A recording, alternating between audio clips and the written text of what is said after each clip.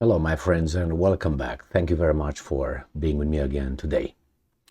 Do you remember one of the reasons why the Americans somehow made the Germans get rid of cheap gas from Russia and oil?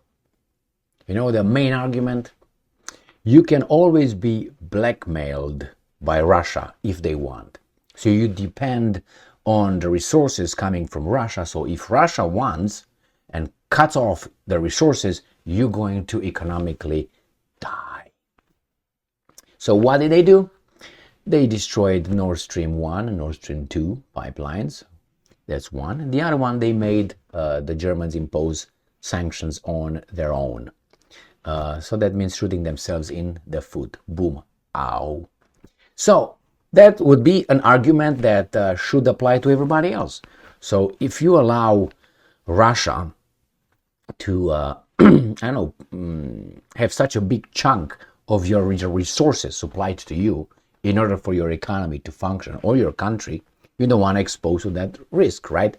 So if I profess that to you and I say you should not allow yourself to be in a position to possibly be blackmailed by Russia, then the same should be true for me, correct? Correct. Unless you are a hypocrite. And in this case, Al Capone is a big hypocrite. I will show you. I have this article from Russia Today. It is from November 7th. And it says, nuclear dependence on Russia, a quote-unquote critical threat, U.S. official. The reliance poses a national security risk, a senior energy figure in Washington has said.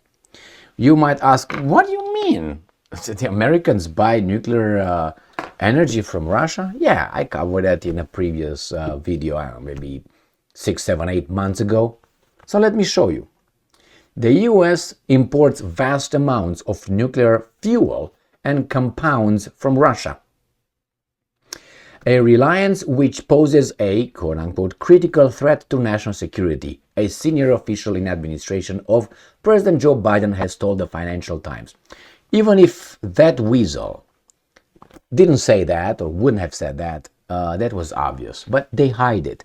So now it's, I think, Germany's turn to call out the Americans and say, hey, buddy, but they will not dare because they tell you the structure, the connection, the, how do you put it, relationship between the two countries.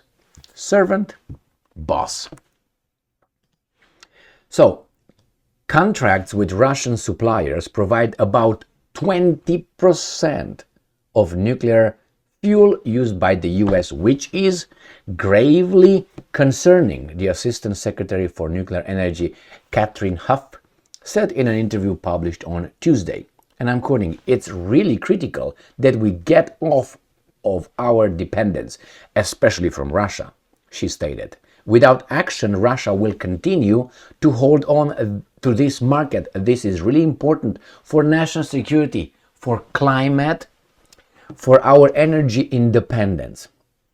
While the US and its EU allies have imposed sanctions on Russian oil and gas due to Ukraine conflict, sales of nuclear fuel remain legal and unsanctioned. That's exactly what I said in that video. And here, the one right here, from August 24th, 2023, US's hypocrisy. US doubles uranium imports from Russia while sanctioning Russian oil plus gas in Europe. That was the title of this on August 24th, 2023. Go and check that out and see how much the US buys from Russia. And then you put that in the context of this right here. So it says, currently there are a few alternative supply sources to power American and European power plants. However, the politics surrounding purchases of Russian uranium have forced many importers to seek alternative sources of supply. And I'm quoting, there is alignment in our industry to step away from Russia, but you need something to step to. We really need to increase capacity in that part of the supply chain, said Maria Korsnik, chief executive of the Nuclear Energy Institute. Well, my friends, it says Russia owns about 50% of the world's uranium enrichment infrastructure, which is critical for producing nuclear fuel. The country continues to be a major provider of uranium mining, milling, conversion, and enrichment services for U.S. utilities. Last year, Washington relied on Moscow for about a quarter of its enriched uranium. That's exactly what I said in that video over there, because I based the information on data, not on garbage, according to US government figures. So, if I tell you not to do something that I do, because it's bad, and I do it, that will definitely qualify me as a hypocrite. Hey, this is not the first time or the last time when we can uncover this kind of garbage or reveal or point out to. But it's okay. What are you going to do about it? Nothing. But be aware. Be aware, because if you know who is who and what is what, when Al Capone tells you to go over there and fight for freedom and democracy, you ask this question: wait a minute. I don't think you have credibility.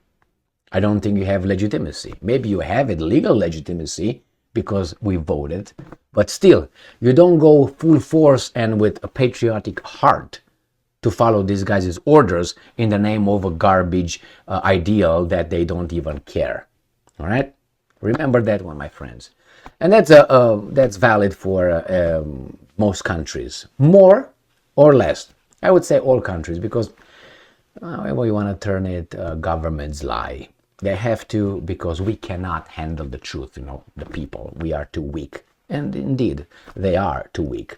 And we have our limits as well, now that we are Superman here. Thank you very much for being with me again today. Stay strong, stay smart, look for the truth, and be just.